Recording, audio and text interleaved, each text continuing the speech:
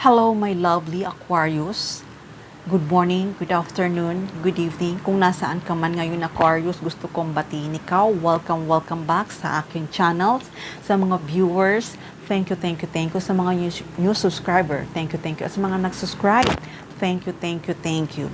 Okay, Aquarius, ano nga ba ang message for Aquarius? By the way, sa hindi pa nakapag-subscribe ng aking channel, huwag nyo namang kalimutan na i-click ang channel ko na mag-subscribe kayo at huwag niyong kalimutan na mag-subscribe sa aking channel para alam niyo kung anong mga bagong updates sa mga zodiac sign.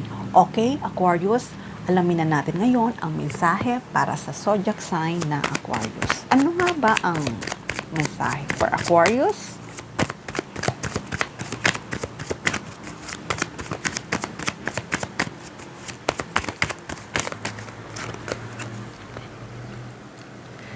Nine of Swords, Three of Wands, the Lovers, Six of Swords, Queen of Swords, the Magician, the Moon, and the Ace of Swords. Okay, Aquarius.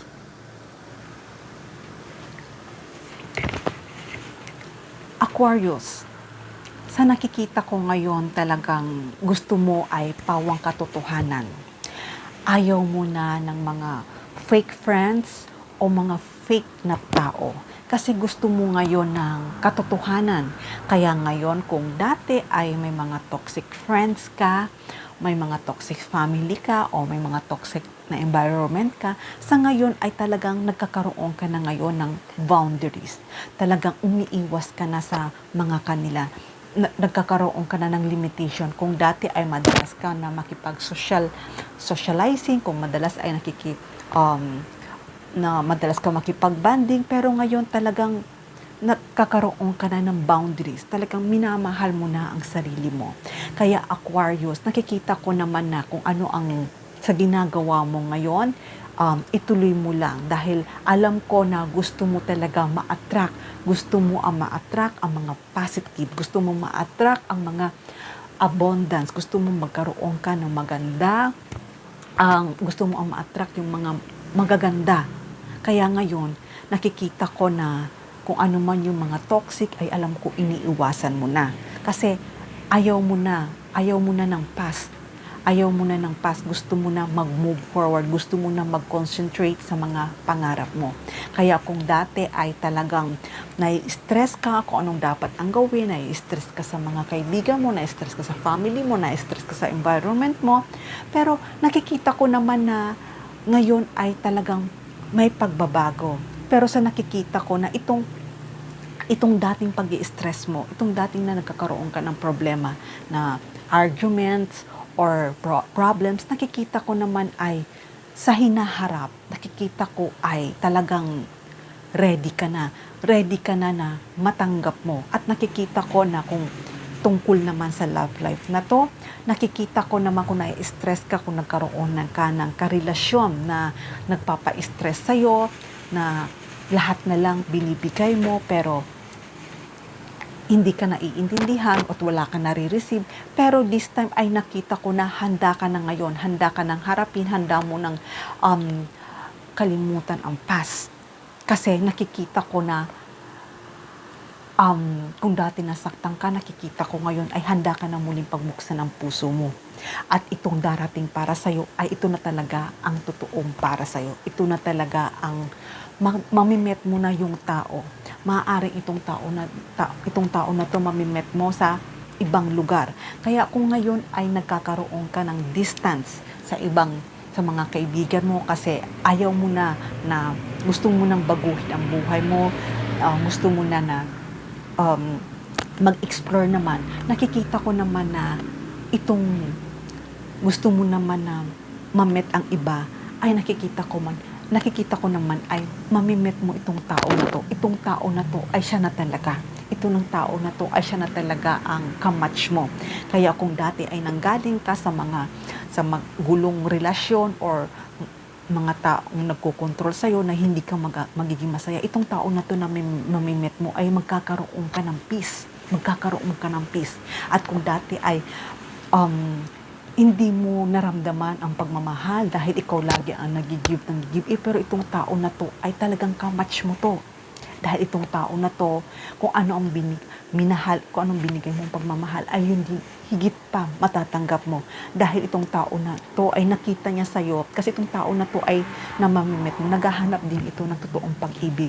Kaya ngayon ay matatagpuan mo na itong totoong pag-ibig na to. Kaya kung iniisip mo ngayon na hindi mo na siya matatagpuan, nakikita ko ay makikita mo pa rin siya. Maaaring mamet mo to sa malayong lugar o maaaring taga ibang lugar to. Basta nakikita ko na itong tao na to ay hindi to sa lugar niyo. Basta tawid dagat to. Kaya itong taong na tong makikilala mo na ay siya na talaga ang soulmate mo. Siya na talaga ang the one mo. At siya na talaga ang kamatch mo. At itong tao na to ay mahal na mahal ka. Kaya kung humiling ka man at nagmamanifest ka na sana dumating na ang totoong mong pag-ibig at mawala na yung mga step mo at hindi mo na maranasan muli yung mga dati mong karelasyon at ayaw mo na balikan yung mga ganon na karelasyon, mga toxic relationship.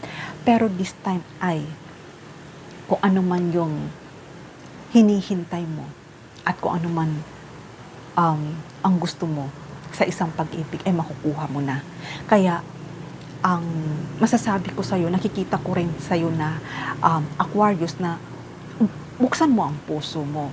Huwag mo masyadong magkaroon ka ng boundaries. Buksan mo ang puso mo dahil itong paparating para sa ito, itong mamimit mo itong tao na to, ay itong tao na to ay siya na talaga.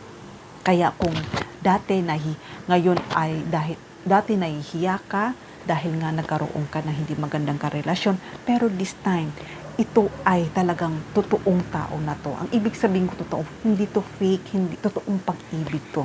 At makikita mo rin to, mararamdaman mo din to. Kaya ngayon kung nahihiya ka na makipag-met ng ibang tao, makipagkilala sa ibang tao, ay huwag kang mahiya. Dahil itong tao na to na makikilala mo, ay siya na talaga. Ito na talaga ang taong para sa'yo. Itong tao na to ay sasabihin niya ang nararamdaman niya para sa'yo. At hindi lang yon, bubuhos ang pagmamahal niya para sa'yo. Kaya kung dati hindi mo naramdaman ang totoong pag-ibig, itong tao na to, i-offer sa'yo ang totoong pag-ibig. At makikita mo rin. Kaya kung alam ko nagpipray ka at matagal mo nang hinihiling na magkaroon ka ng chula, magkaroon ka ng masayang karelasyon, pero itong tao na to, Aquarius, makakaalis ka din sa kung ano man yung past na relationship, kung ano man pinagdadaanan mo sa ngayon, alam ko ay makakaalis ka din. Dahil itong tao na to ay talagang totoo ito para sa'yo. Siya na talaga ang kamatch mo, siya na talaga ang soulmate mo, at siya na talaga ang ibibigay para sa'yo. Kaya, Aquarius, open your heart. Open your heart dahil itong tao na to ay talagang totoo ang pagmamahal para sa ito.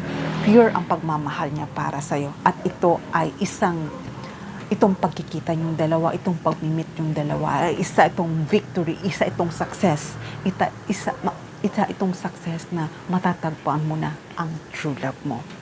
Kaya Aquarius, hanggang dito na lang muna ang mensahe na to. Love and peace. Mwah!